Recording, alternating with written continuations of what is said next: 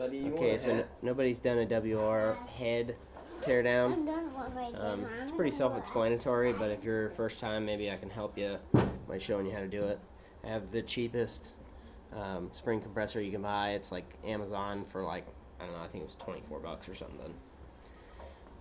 I'm going to start with the big ones here. And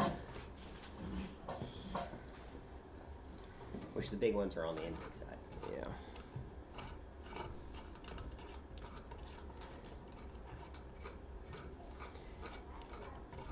You got your crank out there? Yeah, it's on this side, but I'm gonna give it to you probably. Do that. Start going. Make sure that's square. Yep. Yeah, you just keep it centered and put the low clip on top. You can do this with a clamp, a big enough C-clamp, and a big socket that you cut a hole in, which I've done before, but there it goes. Now, that's just the circlips popping out. I'll show you how those work in a second. Let's flip it over and show the camera if we can. So that's how it'll fit on there. You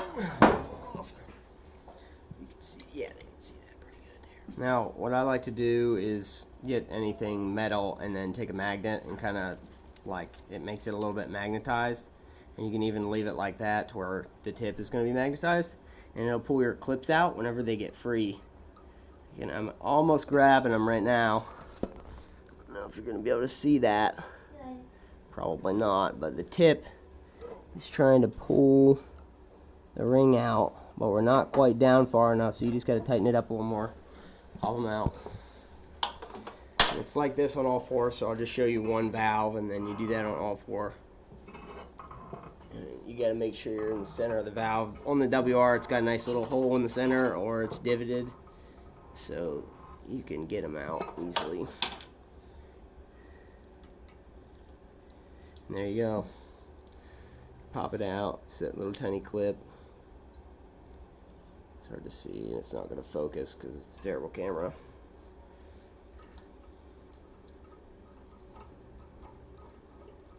So now I've got one side free and one side not free. Just kind of pull the spring off to one side, and it pops it right out. It's pretty easy when you have this tool. Yeah, and then you just back it out slowly.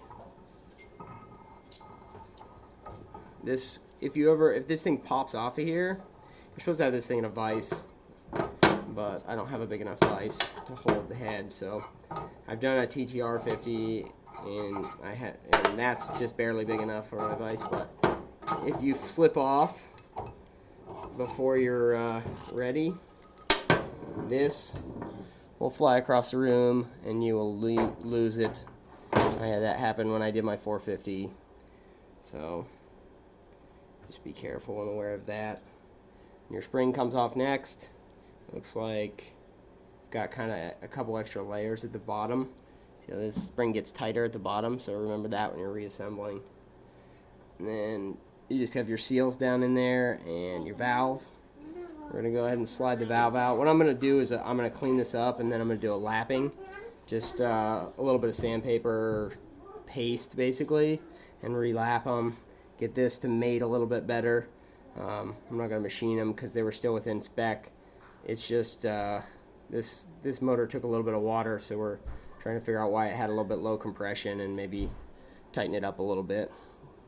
The seats look okay, but there's carbon everywhere. It's built up, and even chunks of sand and stuff from the creek that it fell in. After you do all four, all that's left is to get your I recommend you replace the oil seal on your valve. It's really hard to see. Hopefully I can catch it. Down in the bottom there, you see those little plastic seals.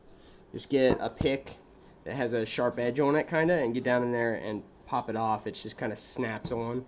You pop it off, and you'll probably mess up the one you're popping off, so just make sure you have new ones before you do that. And if you don't have new ones and you don't want to spend the 20 bucks or whatever, just don't do that part. That's it.